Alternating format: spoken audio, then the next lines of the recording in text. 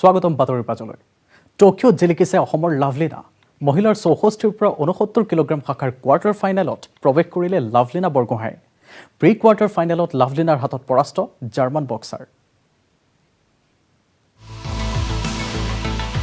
টকিঅ'ৰ boxing ৰিঙত উজলিল অসমৰ লাভলীনা মহিলাৰ 64ৰ পৰা 69 কিলোগ্ৰাম শাখাত কোৱাৰ্টাৰ ফাইনেলত প্ৰৱেশ কৰিলে লাভলীনা বৰগোহাঁইয়ে প্ৰি কোৱাৰ্টাৰ ফাইনেলত জাৰ্মান বক্সাৰক পৰাস্ত কৰে লাভলীনাই টকিঅ' অলিম্পিকত অসমৰ দুহিতাৰ প্ৰথমখন খেলত জয়লাভৰ পিছতে সমগ্ৰ ৰাজ্যত আনন্দৰ বন্যা লাভলীনাৰ জয়ৰ পিছতে আনন্দত হুকহুকাই কান্দিলে টেলিভিছনত খেল চাই থকা শক্তিমন্ত্ৰী বিমল বৰাই লাভলীনা বৰগোহাঁই ইতিমধ্যে জয়ী সাব্যস্ত কৰিবলৈ সক্ষম হৈছে আৰু খুব সুন্দৰ প্ৰদৰ্শন কৰিছে আৰু আমি সকলো একেলগে ইয়াতে উপভোগ কৰিছোঁ আমি সকলোৱে একেলগে ভাল লাগিছে খুব ভাল লাগিছে দেশবাসীলে তেওঁ যে প্ৰদৰ্শন কৰিলে আনন্দিত আমি অসমবাসী হিচাপে খুব ভাল লাগিছে আজি খুব ভাল লাগিছে আমি শুভেচ্ছা জনাইছোঁ লাভলীনাৰ জন্মভূমি বৰপথাৰতো দেখা গ'ল আনন্দ উৎসৱ এলচিডি স্ক্ৰীণত একেলগে খেল উপভোগ কৰিলে গাঁওবাসীয়ে তাই অভাৰঅল যিটো জাজৰ যিটো ৰিজাল্ট তাই জিকিছে আৰু কোৱাৰ্টাৰ ফাইনেলত প্ৰৱেশ কৰিছে আৰু মই ভাবোঁ যে কোৱাৰ্টাৰ ফাইনেলতো তাই জিকি পেলাই ছেমি ফাইনেলত সোমাব তথা আমাৰ ভাৰতলৈ স্বৰ্ণ পদক কঢ়িয়াই আনিব পৰৱৰ্তী যিবোৰ খেল আছে এই খেলত যাতে সম্পূৰ্ণ স্বভাৱসুলভভাৱে খেলি যাতে লাভলীনা যাতে বিপক্ষক পৰাস্ত কৰি আমাৰ মাজলৈ এটি পদক আনিব পাৰে তাৰ কাৰণে আমি ভগৱানৰ ওচৰত প্ৰাৰ্থনা জনাইছোঁ অলিম্পিকৰ প্ৰথমখন খেলত বিনা প্ৰতিদ্বন্দ্বিতাৰে জয়লাভ কৰা লাভলীনাই ৰাউণ্ড অফ 16ত জাৰ্মান বক্সাৰ নাদিন এপেজক 3-2 ব্যৱধানত পৰাস্ত কৰে এতিয়া 30 জুলাইত কোৱাৰ্টাৰ ফাইনেলত লাভলীনা বিশ্বৰ দ্বিতীয় স্থানৰ চাইনিজ টাইপে নেং চিন চেনৰ বিৰুদ্ধে অৱতীৰ্ণ হ'ব সৰুপথাৰৰ পৰা দেৱাশিষ গৌতমৰ সহযোগত bureau' report news 18 Assam North East আৰু আনফালে অলিম্পিকত ৰূপৰ পদক জিনি মণিপুৰৰ স্বগৃহত উপস্থিত হ'ল ভাৰোত্তোলক মীৰাবাই চানু ইম্ফলত মীৰাবাই চানুক মণিপুৰৰ মুখ্যমন্ত্ৰীয়ে বিৰোচিত আদৰণি জনোৱাৰ লগতে প্ৰদান কৰে নগদ ধনৰ পুৰস্কাৰ 2 বছৰৰ মূৰত ঘৰলৈ উভতিছে মীৰাবাই চানু দুপৰীয়া ইম্ফল বিমানবন্দৰত উপস্থিত হোৱা ভাৰোত্তোলকগৰাকীক উষ্ম আদৰণি জনাই শুভাকাংক্ষী আৰু অনুৰাগীসকলে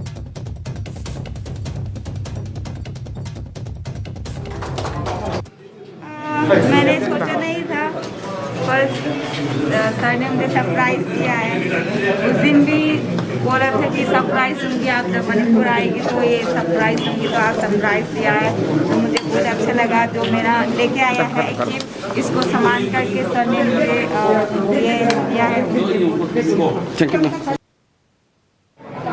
Government, the whole peoples of India and the whole people of the state have already overjoyed because of her achievement in the Tokyo Olympic and just the state government is providing her whatever we have as we are providing a post of the additional speed rank and we are providing 1 crore as a reward and many other people also just contributing their sharing. So I think this is the beginning of her career. We have already advised him, we have already urged her to get gold in the coming Olympics. ৰাজ্যত সাৰ বিক্ৰীৰ ক্ষেত্ৰত নতুন নিয়ম কৃষকক সাৰ বিক্ৰীৰ ক্ষেত্ৰত ব্যৱহাৰ কৰিব লাগিব POS মেচিন 1 কিলোগ্ৰাম সাৰ বিক্ৰী কৰিলেও ব্যৱহাৰ কৰিব লাগিব POS মেচিন এই পোষ্ট মেচিন ব্যৱহাৰৰ ক্ষেত্ৰত জিলা প্ৰশাসনে চকু দিব কৃষি সঞ্চালকালয়ে প্ৰদান কৰিব প্ৰশিক্ষণ প্ৰতিখন প্ৰতিষ্ঠানৰ সন্মুখত আৰিব লাগিব সাৰ আৰু মূল্যৰ ফলক স্বীকৃত বিশ্ববিদ্যালয়ৰ পৰা নিৰ্দিষ্ট অৰ্হতা থকা লোকে পাইকাৰী বিক্ৰেতাৰ অনুমতি লাভ কৰিব সাৰৰ বিক্ৰেতাৰ শিক্ষাগত অৰ্হতাও এতিয়াৰ পৰা চোৱা হ'ব 21 দিনৰ ভিতৰত শিক্ষাগত অৰ্হতাৰ তথ্য দিব লাগিব পাইকাৰী আৰু খুচুৰা বিক্ৰেতাই স্বীকৃতিপ্ৰাপ্ত বিশ্ববিদ্যালয়ৰ পৰা কৃষি বিভাগৰ স্নাতক বা ডিপ্লোমাধাৰী হ'ব লাগিব বিক্ৰেতা মঙলবাৰে এক সংবাদমেল যোগে এই কথা সদৰি কৰে কৃষিমন্ত্ৰী অতুল বৰাই তেওঁৰ মন্তব্য শুনাইছো সাৰৰ খুচুৰা বিক্ৰেতাৰ পৰা কৃষকলৈ আৰু পাইকাৰী বিক্ৰেতাৰ পৰা খুচুৰা বিক্ৰেতালৈ আৰু সাৰ উৎপাদক কোম্পানীৰ পৰা ৰাসায়নিক সাৰৰ ডিলাৰলৈকে এই এনেধৰণৰ আমি 3টা ৰিফৰ্ম আমি আনিব খুজিছোঁ আৰু ৰাসায়নিক সাৰৰ খুচুৰা বিক্ৰেতাৰ পৰা কৃষকলৈ আমি কেনেধৰণে আনিব খুজিছোঁ যে কৃষকক ৰাসায়নিক সাৰ বিক্ৰীৰ সময়ত যিটো POS মেচিন বুলি কোৱা হয় পইণ্ট অফ চেল মেচিন এইটো দেখা যায় যে ব্যৱহাৰ নকৰে আৰু কৃষকক ৰাসায়নিক সাৰ বিক্ৰী কৰাৰ সময়ত বহুতো খুচুৰা বিক্ৰেতাই ইচ্ছাকৃতভাৱে point of sale machine POS মেচিনটো ব্যৱহাৰ নকৰে আৰু এইটো বেয়া হোৱা বুলি কয়। এনেধৰণৰ অভিযোগ আমি পাইছিলোঁ। ইয়াৰ ফলত খুচুৰা বিক্ৰেতাই কিমান দামত কিমান পৰিমাণৰ সাৰ কৃষকক বিক্ৰী কৰিলে আৰু সেই তথ্য তাত লিপিবদ্ধ হৈ নাথাকে। তো আনহাতে কৃষকেও সাৰ ক্ৰয় কৰাৰ বিপৰীতে উপযুক্ত ৰচিদ নাপায়। ফলত খুচুৰা বিক্ৰেতাজনে কিমান পৰিমাণৰ সাৰ পাইকাৰী ব্যৱসায়ীৰ পৰা সংগ্ৰহ কৰি কিমান মূল্যত কিমান পৰিমাণৰ ৰাসায়নিক সাৰ বিক্ৰী কৰিলে এই সমগ্ৰ প্ৰক্ৰিয়াটোতেই কোনো ধৰণৰ স্বচ্ছতা নাথাকে। গতিকে স্বচ্ছতা অনাৰ স্বাৰ্থত আমি এই বিষয়টো গুৰুত্ব সহকাৰে গ্ৰহণ কৰিছোঁ আৰু আমি নিৰ্দেশ দিছোঁ যে খুচুৰা বিক্ৰেতাসকলে 1 কিলোগ্ৰাম সাৰ বিক্ৰী কৰিলেও POS মেচিন ব্যৱহাৰ কৰিবই লাগিব। কাইলৈৰ পৰা ৰাজ্যত কোভিডৰ নতুন SOP। গোলাঘাট লখিমপুৰত 24 ঘণ্টাই বাহাল থাকিব সান্ধ্য আইন। 5খন জিলাত 2 বজাৰ পৰা পুৱা 5 বজালৈ সান্ধ্য আইন। এই সময়ছোৱাত খোলা থাকিব অত্যাৱশ্যকীয় সামগ্ৰীৰ দোকান। গোৱালপাৰা, মৰিগাঁও, যোৰহাট, শোণিতপুৰ, বিশ্বনাথত এই নিৰ্দেশনা। 27 জিলাত অব্যাহত থাকিব পূৰ্বৰ নিয়ম। গুৱাহাটী মহানগৰীত বাহাল থাকিব পূৰ্বৰ নিৰ্দেশনা। বন্ধ থাকিব আন্তঃ জিলা যাতায়াত। জনাইছোঁ পুনৰ এবাৰ, কাইলৈৰ পৰা ৰাজ্যত কোভিডৰ নতুন SOP। গোলাঘাট আৰু লখিমপুৰত বন্ধ থাকিব, সম্পূৰ্ণ লকডাউন ঘোষণা কৰা হৈছে এই দুখনত। 5খন জিলাত 2 বজাৰ পৰা পুৱা 5 বজালৈ সান্ধ্য আইন। এই সময়ছোৱাত খোলা থাকিব অত্যাৱশ্যকীয় সামগ্ৰীৰ দোকান। গোৱালপাৰা, মৰিগাঁও, যোৰহাট, শোণিতপুৰ, বিশ্বনাথত এই নিৰ্দেশনা। 27 জিলাত অব্যাহত থাকিব পূৰ্বৰে নিয়ম। গুৱাহাটী মহানগৰীত বাহাল থাকিব পূৰ্বৰ নিৰ্দেশনা। বন্ধ থাকিব আন্তঃ জিলা যাতায়াত।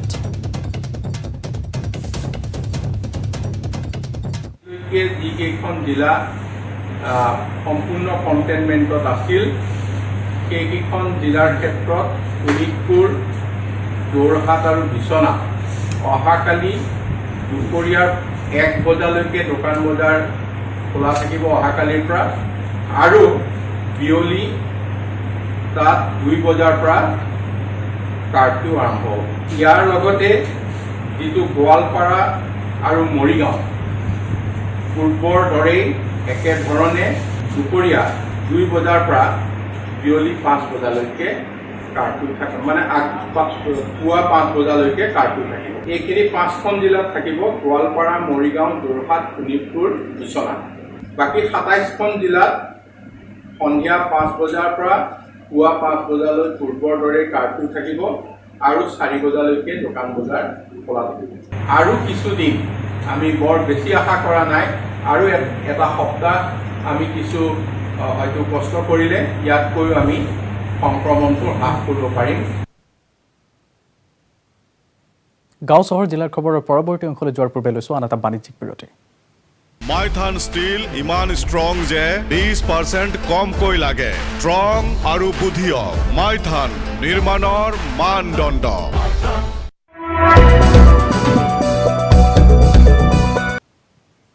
লাইলাপুৰ কাণ্ডই লগাইছে ৰাজ্যত তোলপাৰ। লাইলাপুৰ কাণ্ডক লৈ প্ৰতিক্ৰিয়া প্ৰকাশ কৰিছে বিৰোধীয়ে। তেওঁলোকৰ মন্তব্য শুনাইছোঁ।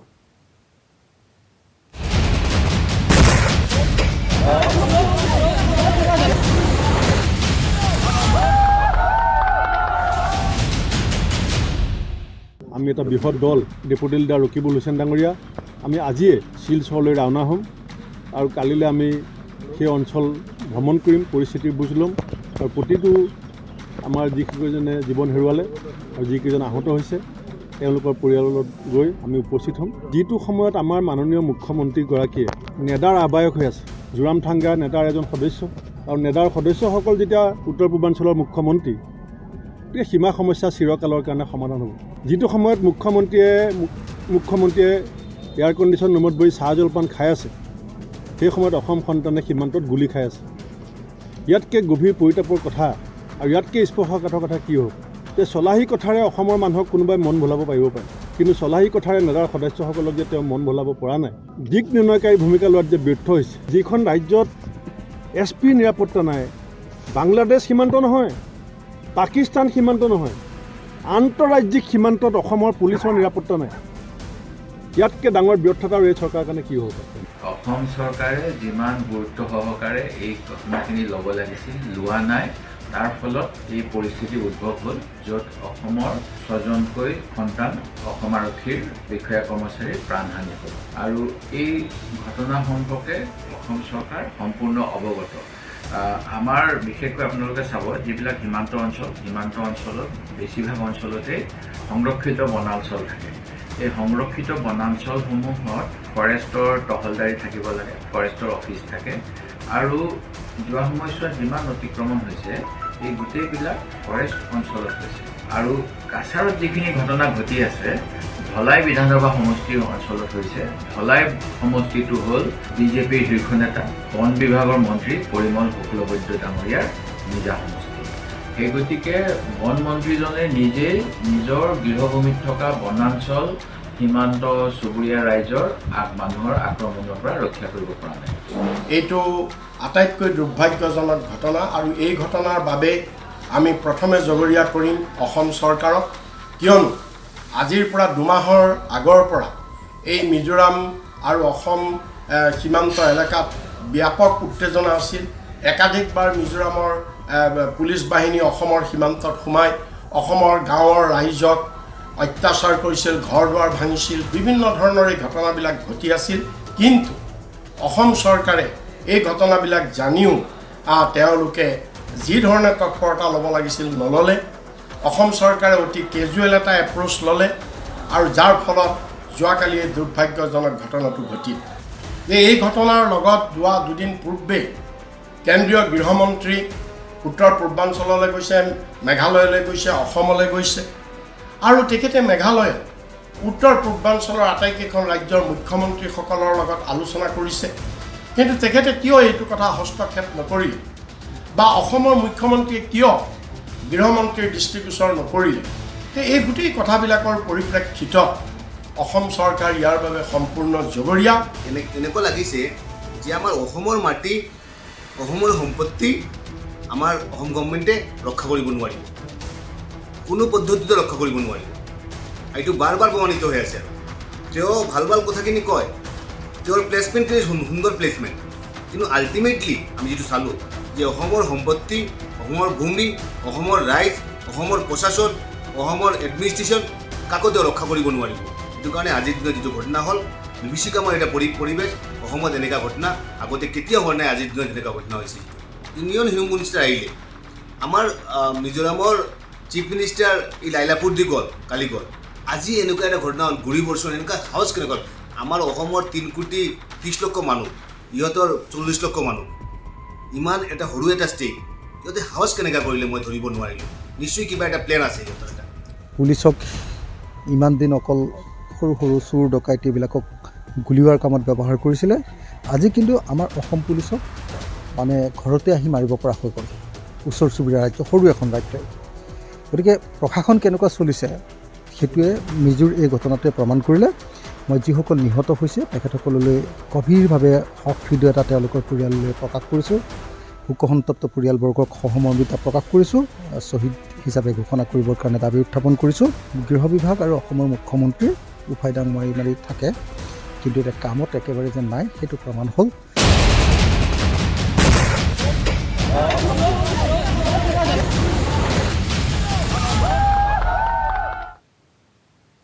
অকল্পনীয় কিন্তু অতি ভয়ংকৰভাৱে সোমবাৰে অসম আৰক্ষী আৰু অসমৰ সীমান্তৱৰ্তী সাধাৰণ ৰাইজৰ ওপৰত লাইলাপুৰত মিজো আৰক্ষী আৰু দুৰ্বৃত্তই কৰা আক্ৰমণৰ আঁৰত বহিঃৰাষ্ট্ৰৰ কোনো শক্তি জড়িত আছে নেকি? এই প্ৰশ্নৰ অৱতাৰণা কৰিলে ৰাজ্যৰ বন মন্ত্ৰী পৰিমল শুক্লবৈদ্যই। বন মন্ত্ৰীৰ লগতে BPFৰ বিধায়ক দুৰ্গা দাস বড়োৱেও বিষয়টো পৰ্যালোচনা কৰাৰ প্ৰয়োজন আছে বুলি মঙলবাৰে দাবী কৰে।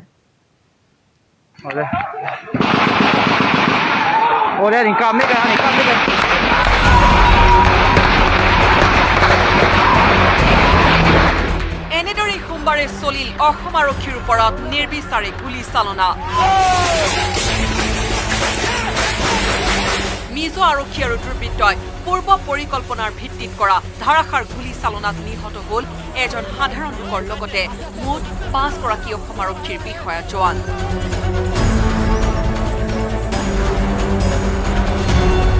মিজো আৰক্ষীৰ নিৰ্বিচাৰ গুলীচালনাত আহত হ'ল অৰ্ধশতাধিক আৰক্ষী তথা সাধাৰণ জনতা। পিছে কিয় কৰিলে মিজো আৰক্ষীয়ে এই বৰ্বৰোচিত আক্ৰমণ? এই ঘটনা পূৰ্ব পৰিকল্পিত বুলি দাবী কৰিছে বন মন্ত্ৰী পৰিমল শুক্লবৈদ্যই। পৰিমল শুক্লবৈদ্যৰ দাবী, এই ঘটনাৰ আঁৰত আছে বাহিৰা শক্তিৰ প্ৰৰোচনা। বহিৰাষ্ট্ৰৰ লগত জড়িত থকাৰ সন্দেহ ব্যক্ত কৰি বন মন্ত্ৰী পৰিমল শুক্লবৈদ্যই চুবুৰীয়া চীনলৈও সন্দেহৰ আঙুলি টোৱালে।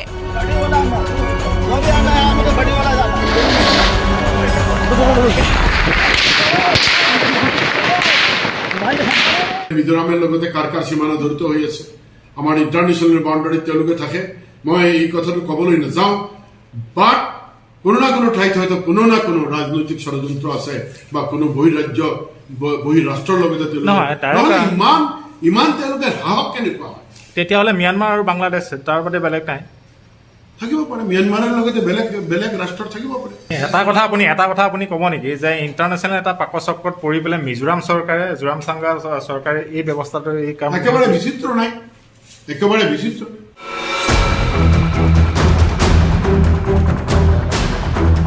বিষয়টো অতি ভয়ংকৰ।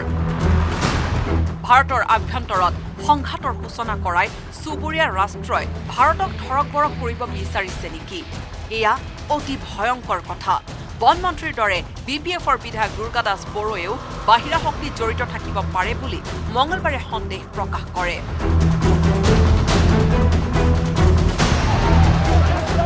সীমান্তৱৰ্তী ৰাজ্যসমূহৰ যিটো আগ্ৰাসন, সেইটোত ক'ৰবাত বাহিৰা শক্তিৰো হাত আছে নেকি? বাহিৰা শক্তিয়ে ইণ্টাৰনেল যিটো ছিকিউৰিটি, ভাৰতবৰ্ষৰ ইণ্টাৰনেল ছিকিউৰিটিত অস্থিৰ কৰি তোলাৰ কাৰণেও প্ৰচেষ্টা আছে নেকি? কেইবাটাও উগ্ৰপন্থী সংগঠন। ইপিনে অসমৰ ভূমি দখল কৰিবলৈ সদায় চেষ্টা অব্যাহত ৰখা মিজোৰামক কঠোৰ ভাষাৰে সমালোচনা কৰে বন মন্ত্ৰী পৰিমল শুক্লবৈদ্যই। এতিয়া 76ত মাটি লৈ গৈ তেওঁলোকে মনত শান্তি হোৱা নাই, এতিয়া আৰু মাটি লাগে তেওঁলোকৰ। কিন্তু এনেকুৱা ফায়াৰিং কৰি মাটি ল'বা নেকি তুমি?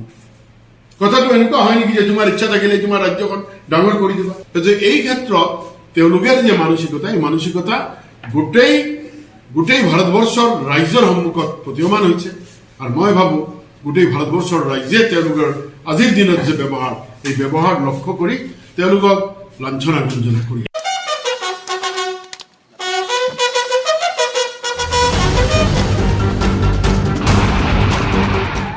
কুমাৰ ডেকাৰ report, news 18 Assam North east.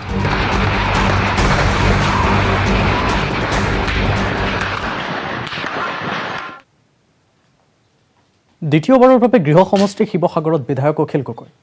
অক্টোবৰৰ ভিতৰতে পৰ্যটনৰ ক্ষেত্ৰত শিৱসাগৰক নতুন ৰূপ দিয়াৰ পৰিকল্পনা কৰিছে বিধায়ক গগৈয়ে।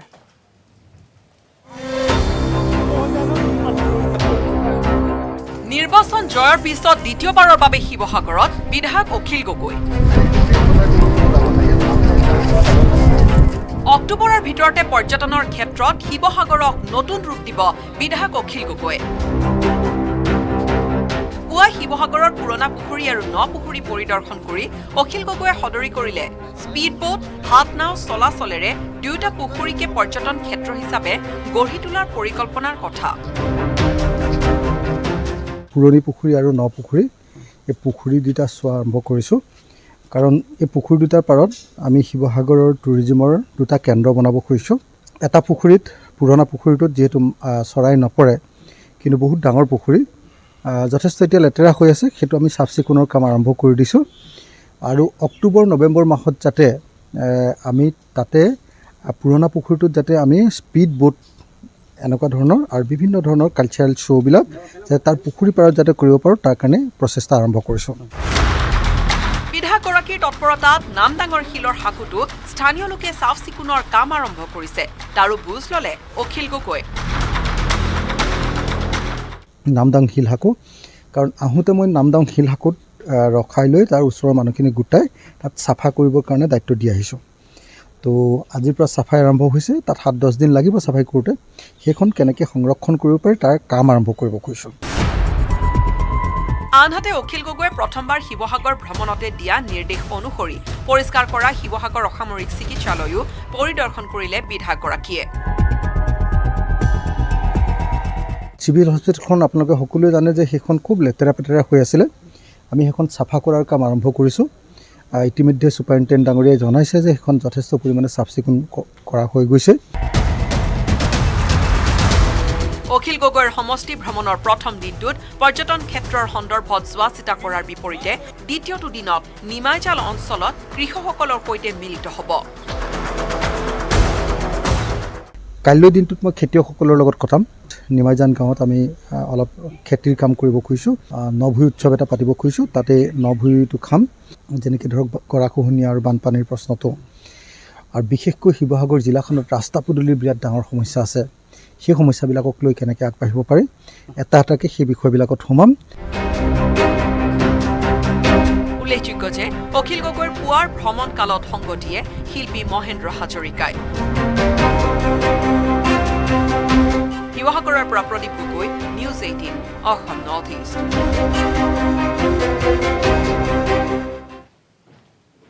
এবাৰ হোজাইত আৰক্ষীৰ এনকাউণ্টাৰ গুলীবিদ্ধ হ'ল কুখ্যাত এটিএম চোৰ দিলৱাৰ হুছেইন তদন্তকালত পলাবলৈ অপচেষ্টা কৰাৰ অভিযোগত আৰক্ষীয়ে গুলীয়ালে এটিএম চোৰটোক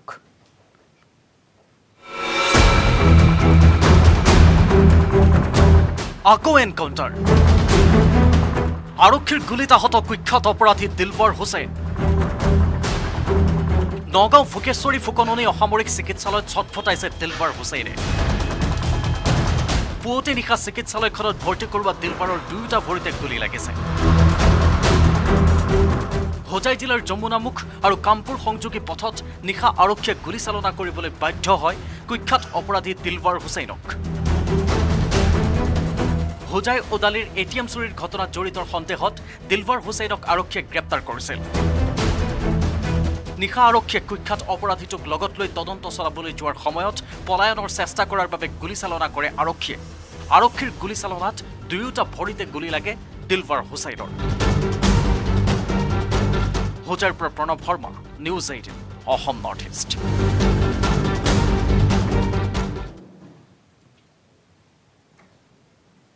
আৰু ইয়াৰ লগে লগে সামৰিছোঁ গাঁও চহৰ জিলাৰ খবৰ নমস্কাৰ মাইথান ষ্টীল ইমান ষ্ট্ৰং যে 20% কমকৈ লাগে ষ্ট্ৰং আৰু বুদ্ধিয়ক মাইথান নিৰ্মাণৰ মানদণ্ড